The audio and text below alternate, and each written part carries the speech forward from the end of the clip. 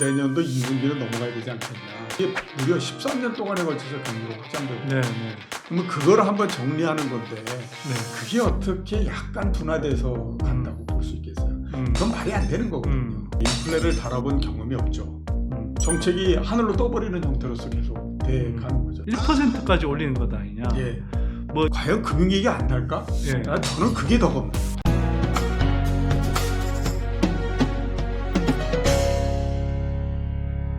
예, 안녕하세요. 선댕경제연구소 선댕 소장입니다. 경제 이슈 브리핑 진행할 텐데요. 예, 이정우 센터장님, 단골 손님이신데 그래도 한두 달 만에 모시는 것 같습니다. 예, 잘 지내셨어요? 예, 그 정도 된 것 같은데. 잘 지내셨죠? 예. 그 센터장님 오늘 그 두 가지 이야기를 좀 해보고 싶은데 첫 번째는 뭐 자연스럽게 이제 하반기 경제 전망 비슷하게 좀 하면서 어차피 근데 이제 결국 금리 인플레 이야기 좀 해야 될 것 같고요. 그리고 지금 사실 경제적으로는 굉장히 좀 여러 측면에서 좀 위기감이 드는 상황인데 예, 그렇죠. 정부는 오히려 되게 한가한 것 같아요.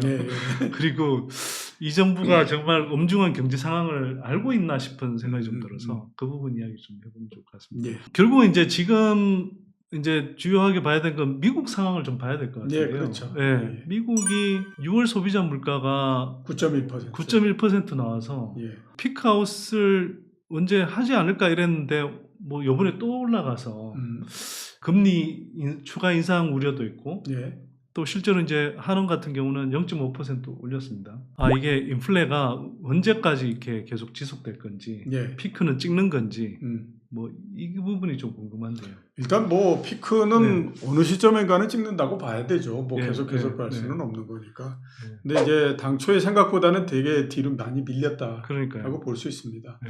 그러니까 미국 기준으로 따지면 당초 생각은 연말 정도 되면 한 4% 정도로서 내려오지 않겠느냐라고 하는 기대를 많이 가졌었거든요. 네. 근데 이제 6월 달에 9.1%가 나오면서 그거는 좀 어려울 것 같고, 이게 시간은 좀 더 뒤로 밀려서, 네. 그래도 뭐 한 3%대, 4% 초반 뭐 이 정도 되려면 네.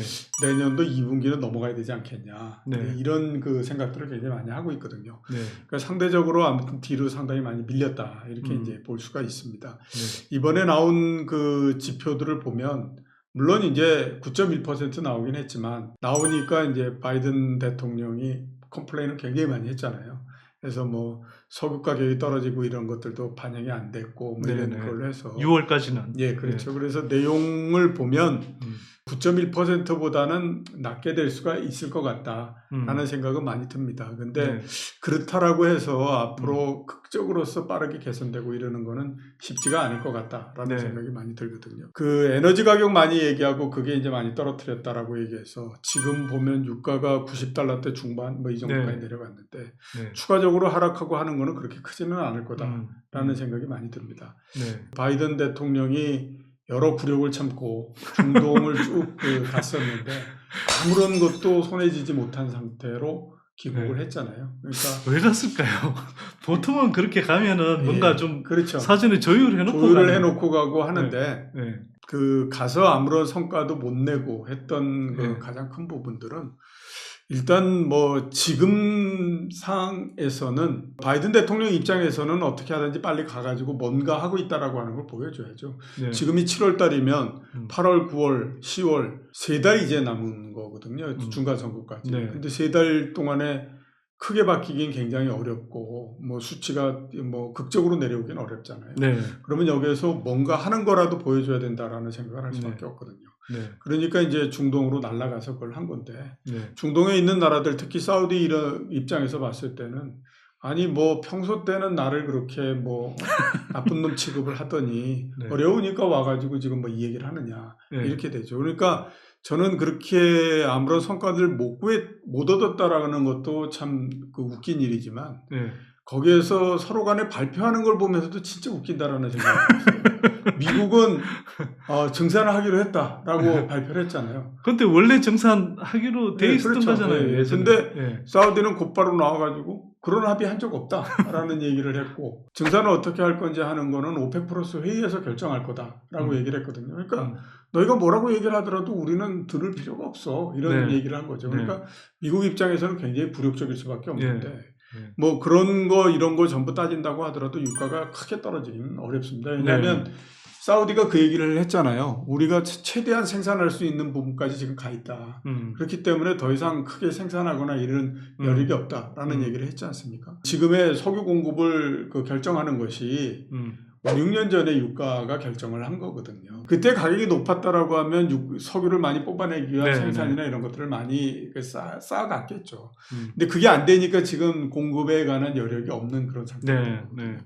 그러니까 앞으로 보면 유가는 $90에서 크게 내려가기가 어렵습니다. 그러니까 기본적으로 물가가 떨어지는데 한계가 있을 수밖에 없는 거고 그 인력이나 이런 부분들 구조적인 형태 이런 것들이 맞물리기 때문에 이게 그냥 보더라도 물가가 그게 크게 하락하거나 이러기는 쉽지가 않을 것 같다라는 생각이 들고요. 그 다음에 항상 옛날서부터 많이 얘기했던 게 인플레 기대 심리라는 얘기를 했잖아요. 그러니까 인플레라고 하는 거는 심리가 한번 그 높은 쪽으로서 형성이 되면 그 다음에 그게 상당히 오래가는 그런 속성을 갖고 있기 때문에 그런 것들을 전체적으로 따졌을 때 물가가 극적으로 내려가고 이러는 거는 상당히 좀 어려워졌다. 이렇게 이제 볼 수가 있겠죠. 그래서 4%를 가고 3%대를 내려가고 이러는 건 올해 내에는 굉장히 어렵고 내년도 2분기 정도 돼야 가능하지 않겠냐. 이렇게 보는 거죠. 하나 덧붙이자면 그 미국 같은 경우는 주거비가 소비자 물가에서 차지하는 비중이 되게 크잖아요. 그렇죠. 32% 되는데 그것도 보통 이제 다른 물가하고는 다르게 한 6개월마다 이제 반영이 되니까. 그리고 레리 서머스 그 교수가 좀 시뮬레이션 해본 걸로는 그게 보통 한 1년 반 정도 지연돼서 반영이 되더라고요. 주택 시장이 실제로 이제 가격이 떨어지더라도 한동안은 오르는 가격이 물가에 또 반영이 되기 때문에 물가 조정이 계속 이제 조금 지연될 것 같습니다. 그래서 지금 소비자 물가가 높게 나오면서 다시 이제 미국 연준이 이번에 0.75가 아니라 1%까지 올리는 것 아니냐.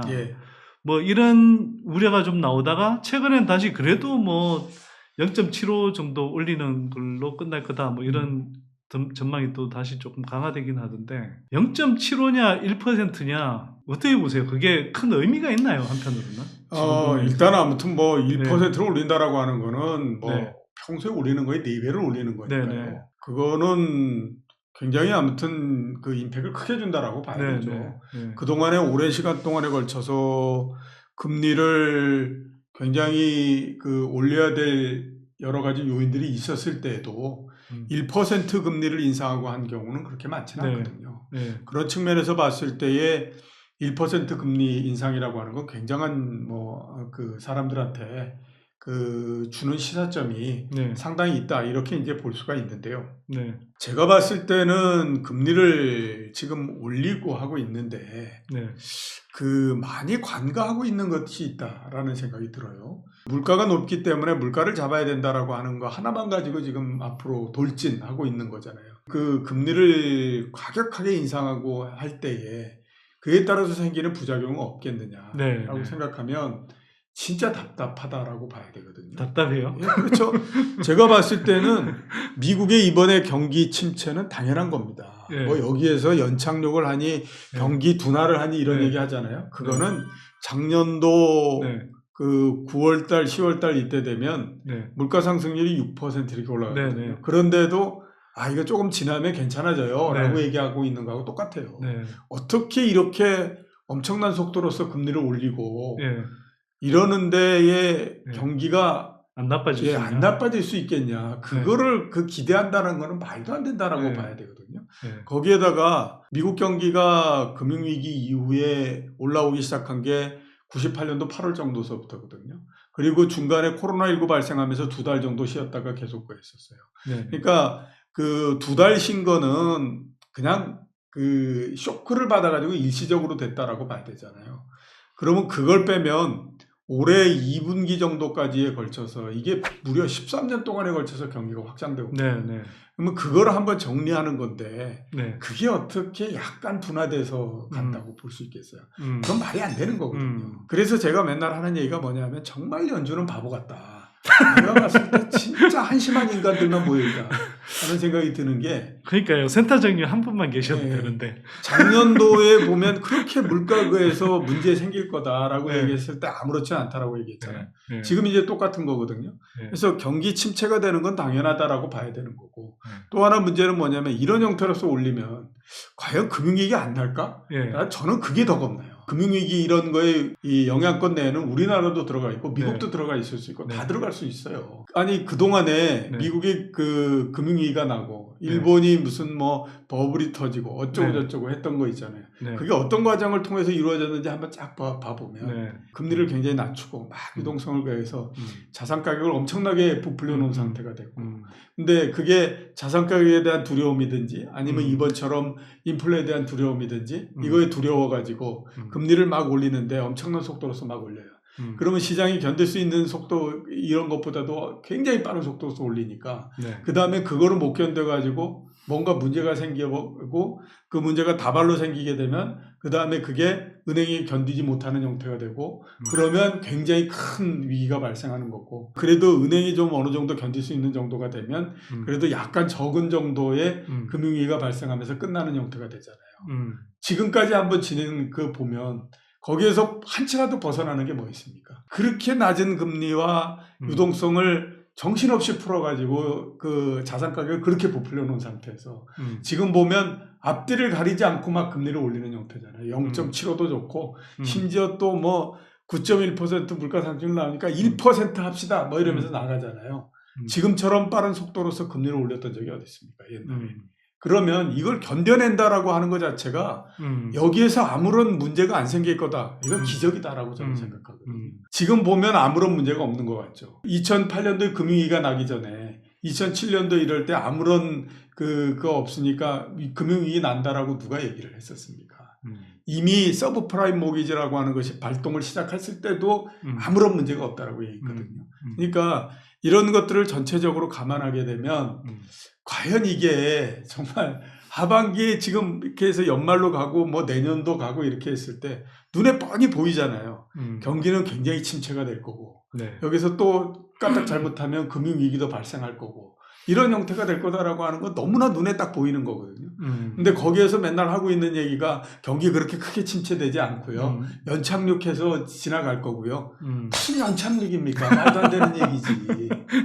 그러니까 그 부분들의 대비를 계속 못하는 거죠. 거기에 대해서 위험성을 갖고 있다라고 하는 거를 인식하고 가야 대비가 나오는데 그게 아니라 그냥 이게 그냥 지나갈 수 있겠지라고 생각하다 보면 나중에 되면 계속 맞는 형태가 된다라고 하는 거예요. 하반기는 그런 형태가 될 수밖에 없어요. 올해 그다음에 내년도 일정하게 기간 동안. 그럼 올해 하반기부터 시작해서 내년 경제가 굉장히 어려워지겠네요. 그렇죠. 그거는 당연하다고 봐야 돼요. 왜냐하면 그냥 이런 금리 인상이 없다고 하더라도 앞에서 말씀드렸던 것처럼 13년 동안 경기가 좋았는데 그 사이에 얼마나 많은 일들이 벌어지고 그 다음에 얼마나 정상궤도에서부터 벗어나 있는 것들이 많겠습니까? 예를 들어서 한번 보죠.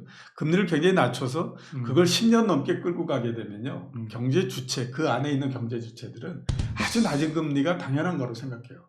그러면 가게는 어떻게 하겠습니까? 굉장히 낮은 금리니까 내가 쓸 수 있는 것보다도 굉장히 많은 것들을 소비를 하는 형태가 되겠죠. 그 다음에 기업은 어떻습니까? 낮은 금리나 이런 것들이 정상이다라고 생각하니까 금리에 대한 적응력이 굉장히 떨어질 수밖에 없죠. 여기저기서 할 수 있는 한 돈을 끌어다가 아무튼 막 쏟아 부어버리는 형태로 해가지고 기업을 경영하고 이런 형태가 된다고요. 그게 여태까지 왔던 거고 정부도 마찬가지잖아요. 정부도 뭐 워낙 낮은 금리와 뭐 이러니까 그냥 뭐 무조건 아무튼 돈을 갖다가 쏟아 붓고 난리를 치는 형태가 한 거잖아요. 그런 것들을 한번 다 정리를 한다고 생각해 보세요. 그 정리 기간이 짧겠습니까? 그 다음에 그 정리라고 하는 폭 자체가 그게 적겠습니까? 제가 봤을 때는 보통의 그냥 이렇게 금리를 많이 올리지 않고 한다고 하더라도 굉장히 어려운 과정일 수밖에 없는데 거기에다가 금리는 엄청난 속도로서 지금 올리고 있죠. 아까 하니까 이게 지금 정신이 없는 상태인 거죠. 그러니까 당연히 보면 경기는 굉장히 나쁘고 침체돼 있고 이럴 수밖에 없는 거죠. 상당한 수준의 경기 침체는 어느 정도 예상할 수 있는데 이제 센터장님은 이른바 세계 경제 위기, 금융 위기까지 갈 수 있다 이렇게 그렇죠. 보시는데 이런 의문이 그러면 들잖아요. 지금 미 연준이 금리를 올리는 것은 기본적으로 인플레를 잡기 위한 건데 예. 인플레를 잡기 위해서 금리를 올린 결과 경기가 예상한 것보다 굉장히 가파르게 하락하거나 그래서 정말 이제 또다시 금융위기 같은 상황으로 간다 그러면 또 초저금리에 예. 또 양적 하나 또 하지 않을까요? 물론 이제 네. 그렇게 할 수 있죠. 그러면 네. 이제 막 정책은 네. 극대 극으로 계속 이제 왔다 갔다 해버리는 형태가 되잖아요. 네. 그러니까 이제 진짜 문제가 될 수 있는 거거든요. 네. 근데 아마 아주 심각한 위기가 발생하지 않는 한 네. 제가 봤을 때 금리를 작년처럼 그렇게 아주 낮은 상태로서 과격하게 만들어 놓고 네. 이거는 앞으로 그렇게 쉽지는 않을 거라고 봅니다. 네. 네. 이번 같은 경우에 아주 저금리를 만들고 해서 두 번 다가 결과가 안 좋았잖아요. 그러니까 2003년도서부터 2006년도까지 1.0%까지 내렸잖아요. 네. 그 결과가 미국의 금융위기였지 않습니까? 네. 그 다음에 이번에 아주 낮은 금리를 10몇 년 동안 해서 했는데 마지막 결과가 보면 엄청난 그 물가 상승과 뭐 이런 네. 걸로 오니까 네. 이제 연준에 있는 사람들도 그렇게 앞뒤 안 가리고 금리를 굉장히 낮은 수준을 만들고 이러는 거를 이제 못하는 거죠. 네. 그냥 한번 자기들이 겪었기 때문에 음. 이제서부터는 진짜로 경기가 굉장히 나빠져서 야 어떻게 하든지 뭔가 좀 해봐. 그래서 그래 이게 뭔가 이렇게 너무 힘드니까 뭔가 좀 해봐야 되는 거 아니야? 이런 네. 얘기를 하고 뭐 이렇게 하면 그때 이제 몸을 움직이고 뭐 이렇게 할 수 있어도 뭐 작년처럼 0.25% 금리를 만들고 이러는 건 이건 이 앞으로 이게 나오기가 굉장히 어려운 그 상황 이렇게 봐야 됩니다. 네. 2008년 금융위기 이후로 돈을 엄청 풀었는데도 사실은 물가가 거의 안 뛰었어요. 예. 그리고 경기는 뭐 아주 하락은 아닌데 말씀하신 대로 완만한 확장세가 전후 최장기간 유지가 그렇죠. 되니까 예. 사실은 전 세계의 그 중앙은행들이 다 그냥 방심한 거 아닌가? 예, 한편으로는 맞아요. 사람들도 그렇지만 중앙은행부터가 야 이거 이렇게 그냥 저금리로 이렇게 가도, 놔두고 돈 막 푸는데도 별 탈 없네. 그리고 오히려 큰 경제의 기복 없이 그래도 뭐 웬만큼 순항하네. 이게 너무 오래 한 거 아닌가. 예. 그래서 사실은 그 조셉 슌페트가 이야기한 게 기본적으로는 경기 사이클이라는 건 사실 자본주의 시장 경제에서 그 일부분이잖아요. 핵심적인 어떤 그냥 이 동력에 가까운 건데 그거 자체가 되게 평탄해져서 거의 없어진 것 같은 느낌을 10몇 년 동안 갖고 예. 살았잖아요. 근데 이게 이제 새로운 사이클 오면서 이제 적응이 안 되는 사람들이 굉장히 이제 앞으로 속출할 것 그러니까 같아요. 제가 봤을 때 또 문제가 뭐냐면 연준을 비롯해서 중앙은행들이 인플레를 달아본 경험이 없죠. 우리가 큰 인플레다운 인플레는 1980년대 초반 정도에서 끝이 났으니까 네. 지금 그때서부터 따지면 40년이잖아요. 그 연준 의장이 네. 그 연세가 어떻게 되는지 모르지만 70 잡는다고 하더라도 그 당시에 30이거든요, 나이가. 그러면 그 누구도 지금 보면 인플레를 달아본 그 경험이 있는 사람이 별로 없다고요. 그동안에 디플레 많이 얘기할 때에 우려점 중에 하나로서 얘기했던 게 뭐냐면 디플레를 달아본 사람이 없다. 그러니까 정책을 어떻게 펴야 되는지 아는 사람은 거의 없다라는 얘기를 했거든요. 지금도 마찬가지예요. 인플레도 달아본 경험이 별로 없거든요. 그러니까 이번 같은 경우에 왜 이렇게 자꾸 실수가 나오냐. 판단도 제대로 못하고 그게 왜 그러냐 하면 이유는 뻔해요. 인플레를 달아본 경험이 없기 때문에 도대체 인플레라고 하는 것이 정책을 어떤 형태로서 해야 되고 어떤 정책을 했을 때 인플레가 어떤 형태로서 나올 건가 하는 거에 대한 경험이 없는 거예요. 네. 그러니까 그냥 말만 인플레 했지만 그거를 본인들이 실제적으로 체감을 못한 형태이니까 네. 정책이 하늘로 떠버리는 형태로서 계속 돼가는 거죠. 그러니까 사실 인플레가 그냥 경제학 교과서에 나오는 이야기처럼 잊혀졌어요. 예, 그렇죠. 한동안. 예. 자, 근데 이제 미국에서 소비자 물가가 그렇게 치솟고 하는데 한국도 사실은 지난달 물가가 6.0% 나왔습니다. 근데 그 우리가 소비자 물가 산정하는 방식이 다른 나라하고 좀 달라서 주거비 비중이나 이런 게 되게 낮게 잡혀서 그런데 그런 게 포함되면 저는 한 8% 육박하는 물가 그렇겠죠. 수준인 것 같아요. 그래서인지 이번에 0.5% 한원이 올렸는데 예.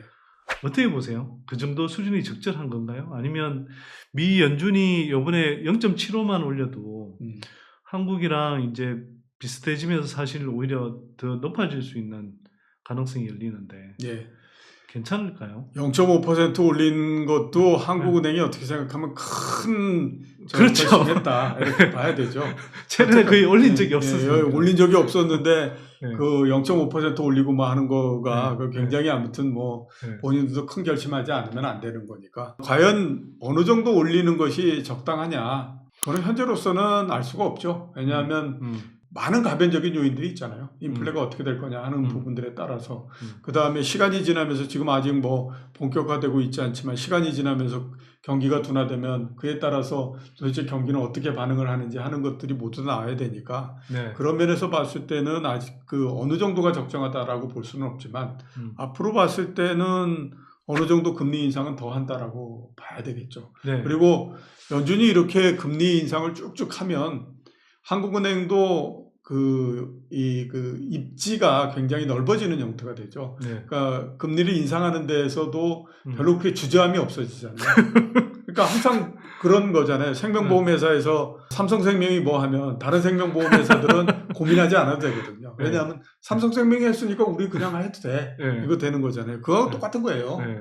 그러니까 그런 면에서 봤을 때 앞으로도 어느 정도 더 올린다라고 봐야 되거든요. 네. 그러니까 계속해서 최소한 제가 봤을 때 내년도 뭐 상반기 이때까지는 금리를 속도의 문제지 쭉 어느 정도는 더 올린다 이렇게 이제 봐야 되지 않을까 싶어요. 네. 그러면 지금 센터장님 예상하시기에 미 연준은 금리를 어느 수준까지 올리게 되고 지금 한화는 어디까지 올릴까요? 지금 속도대로 하면 올해 연말에 네. 미국의 금리가 3.25%에서 3.5% 정도까지 가죠. 네. 그러면 이제 그 정도에서는 어느 정도 적정한 수준이다라고 봐야 되거든요. 네. 나머지 한 번 내지 두 번을 더 하느냐 마느냐 하는 것들은 그때의 그 물가에 따라서 조금씩 달라진다라고 봐야 되니까 일단 합리적으로 봤을 때는 3.5%에서 추가적인 그 상승은 그렇게 크지 않다라고 봐야 될 것 같고요. 우리나라 같은 경우에는 그렇게 따져보면 시간이 지나면 어차피 금리는 역전된다라고 봐야 되거든요. 지금 거에서. 그러면 한국은행 같은 경우에는 2.5에서 2.75 이 정도까지 올린다라고 봐야 되겠죠. 그렇게 되면 그 다음서부터는 아마 올리는 데에 상당히 주저할 거고 속도도 굉장히 떨어질 거고 그렇다라고 봐야 돼요. 금리 역전됐을 때 별 우려는 없을까요? 이게 예전에는 한미 간의 금리가 역전되면 외국인 자금 유출이 일어나서 상당히 좀 여러 문제가 생긴다 이렇게 이야기했는데 최근에는 한국이 그렇게 이제 경제 규모도 작은 나라가 아니고 그 정도 큰 충격이 없을 거다 이런 이야기도 많이 나오고 하는데 추경호 장관이 그 재무장관 회의 가가지고 우리나라 채권에 대해서 해외 투자자들이 투자하는 부분에 이자를 그 면세해주겠다 얘기를 했잖아요. 세금을 안 받는 게 맞죠. 왜냐하면 그 세계 채권 지수에 들어가려면 그 외국인 투자에 대해서는 그 세금을 면제해줘야 되는 그 항목이 있기 때문에 당연히 그렇다라고 봐야 되는데 그거를 우리가 한번 이렇게 생각해 볼 필요가 있죠. 그걸 왜 지금 얘기를 했을까? 지금 이 시점에 그래서 당장에 제 생각으로는 여러 가지가 있지만 이런 부분이 굉장히 크지 않을까라는 생각이 들어요. 그러니까 어차피 그 우리 정부에서 봤을 때도 올해 연말 정도 되면 한국과 미국 사이의 금리 역전은 그건 당연한 거다라고 이제 보는 거죠. 근데 과거에는 금리가 역전된다고 하더라도 돈이 나가는 것이 없었다. 그렇기 때문에 경험적으로 봤을 때 문제가 없다. 이런 얘기들 굉장히 많이 하잖아요. 근데 그건 과거의 얘기고요. 지금은 우리나라 채권을 외국인들이 갖고 있는 부분들이 굉장히 많습니다. 그러니까 특히 작년 같은 경우에는 사상 가장 많은 액수가 들어왔거든요. 그러니까 이게 이미 쌓여져 있는 것이 많아서 이제는 이 금리 차에 따라서 이게 얼마든지 나가고 들어오고 이렇게 할 수 있는 가능성이 상당히 있어요. 근데 이게 한번 나간다, 본격적으로 나간다라고 하면 한 달에 10억 달러 이상씩 빠져나간다고 봐야 되거든요. 그러면 1년에 되면 그렇게 해서만 나가는 게 120억 달러 훨씬 더 넘잖아요. 150억 달러 이렇게 될 수 있는 거거든요. 올해 상반기에 우리나라 무역 적자가 전체 따져서 108억 달러거든요. 그러니까 자본 수지 쪽에서 채권 매각 대금만으로서 한 150억 달러 정도씩 나간다라고 하면 이거 굉장히 크다라고 봐야 되죠. 그러니까 우리나라 채권에 대한 매력도를 좀 더 높여주기 위해서 이게 뭐 당장에 그건 아니지만 아무튼 세금 받을 수 있는 부분 그 부분 우리가 이게 없다라고 생각하고 면세에서 하겠다 이렇게 네. 이제 나간 거잖아요. 그러니까 그만큼 보면 이 한미 간의 금리 역전이 되고 이러는 것이 지금 시장에서 계속 얘기했던 것처럼 과거에 한 두세 번 정도 역전됐는데 그때 아무런 문제 없었습니다. 라고 하는 것이 이번에도 그대로 적용될 수 있을 건가. 그때 역전될 때는 사실 경제가 지금처럼 이렇게 예. 뭐라 그래야 되나요? 급변동하는 상황이 그렇죠. 아니었죠. 그런데다가 네. 그때까지만 하더라도 외국인들이 우리나라 채권을 갖고 있는 게 액수가 얼마 되지 않았었어요. 네, 네. 그러니까 팔고 뭐하고 할 필요가 없었어요. 그건 똑같이 보면 외환위기가 났을 때 엄청난 그 상황이 벌어졌던 거잖아요. 근데 그 전까지 그러니까 외국인들의 우리나라 주식을 갖고 있는 지분율이 10%가 전체적으로 안 됐기 때문에 외환위기가 발생한다고 하더라도 주식을 내다 팔거나 이러는 것이 그렇게 많지 않았다라고 하는 거예요. 근데 이 시간이 막 지나가지고 많이 됐을 때는 35%까지 올라가니까 지금처럼 아무런 일이 별로 발생하지 않는데도 외국인들이 지속적으로 주식을 내다 팔잖아요. 네. 그러니까 옛날에 우리나라 채권을 갖고 있는 액수가 적었을 때의 이 모양을 가지고 지금을 그대로 대비해 가지고 얘기하면 안 된다라고 하는 거예요. 그러니까 이게 정부가 앞에서 말씀드렸던 것처럼 그 제도가 지금 꼭 필요할까라고 하는데도 불구하고 정부가 그런 위기의식을 갖고 있기 때문에 그러는 거예요. 그렇기 때문에 제가 봤을 때는 과연 이번에도 금리가 역전됐을 때 아무런 문제 없이 넘어갈까 확신을 못 하겠다. 사실 약간 좀 걱정되는 부분 중에 또 하나가 외환 보유액이 우리가 뭐 이렇게 쭉 그래프를 보면 외환위기 때 98년 외환위기 때 움푹 들어갔다가 근데 그게 이제 그때는 말씀하셨듯이 절대액 자체가 크지 않았기 때문에 사실 지금 그래 보면 안 커 보이는데 그 낙폭 자체는 되게 크고 2008년에도 한 20% 가까이 빠졌더라고요. 예. 그 기간 동안에. 근데 지금 사실 본격적으로 무슨 경기 침체가 오거나 이런 상황도 아니잖아요. 근데 2021년 10월이 그 외환 보유액 피크였는데 그때부터 지금 한 8개월 지났는데 7% 정도. 예, 그 정도 빠졌더라고요. 이게 근데 정말 아무 일도 없을 건가? 저도 사실 약간 걱정이 되던데 뭐 아직까지는 정부 당국은 계속 괜찮다 그러고 있으니 근데 뭐 이런 상황에서는 꼭 정부를 못 믿겠더라고요. 그죠? 근데 한편으로는 주식 시장은 이렇게 인플레가 시장 컨센서스보다 오히려 더 높게 나오고 그리고 심지어는 뭐 일시적으로 뭐 1.0%까지 올리는 것 아니냐 뭐 이런 이제 전망까지 나왔는데도 불구하고 그 이후에 오히려 주식시장은 별로 충격이 없었어요. 이건 왜 이런 거며 근데 부동산은 다를 수 있는 거죠. 그렇죠. 주식의 가격 움직임과 부동산의 가격 움직임의 결정적인 차이는 뭐냐? 주가는 떨어졌고 부동산은 안 떨어졌다. 그게 가장 큰 차이죠. 주가는 고점 대비해서 30% 정도 하락을 했거든요. 그러니까 이게 추가적으로 더 내려간다고 하더라도 일단 30% 정도가 떨어졌기 때문에 여기에서 얼마든지 버틸 수 있는 능력을 갖게 되는 겁니다. 그리고 이제 쭉 버티다가 뭐 아까 제가 말씀드렸던 것처럼 만약에 금융위기에 준하는 사태가 발생한다든가 내지는 내년도에 그 미국의 경제 성장률 마이너스 한 5% 정도 나오고 우리나라의 경제 성장률 마이너스 한 2% 나온다. 이러면 와 이거 경기가 엄청난 침체네. 이렇게 되니까 더 내려가고 이렇게 할 수는 있는데 그거는 좀 더 시간이 지나야 되는 문제고요. 당장에는 보면 일단 30% 정도 하락을 했기 때문에 여러 가지 부분들을 많이 흡수를 했다라고 봐야 되잖아요. 그러니까 주가는 더 이상 떨어지지 않는 거고 그 다음에 이제 더 이상 떨어지지 않으니까 뭐 시간이 지나면 물가도 내려가겠지. 그러면 뭐 금리 인상도 더 이상 크게 세게 하는 거 안 하는 거지. 이렇게 가니까 이제 일부 이제 반등을 하고 이렇게 되는 거고요. 일시적인 안도. 그렇죠. 근데 부동산은 뭐 가장 큰 문제가 뭐냐? 가격이 그렇게 많이 떨어지지 않았다라고 하는 거예요. 우리나라도 그렇고 다른 나라도 그렇고. 그러니까 얼마든지 더 떨어질 여지를 갖고 있는 거죠. 그렇기 때문에 그게 가장 결정적인 차이예요. 그러니까 부동산도 이미 뭐 고점에서부터 한 30% 내려왔다. 그러면 그거 역시 마찬가지로 보면 견딜 수 있는 힘이 생기는 거거든요. 근데 높은 가격인 상태에서는 견딜 수 있는 힘이 없는 거죠. 아무튼 많은 가지고 있는 사람들이 그 생각을 할 거 아니에요.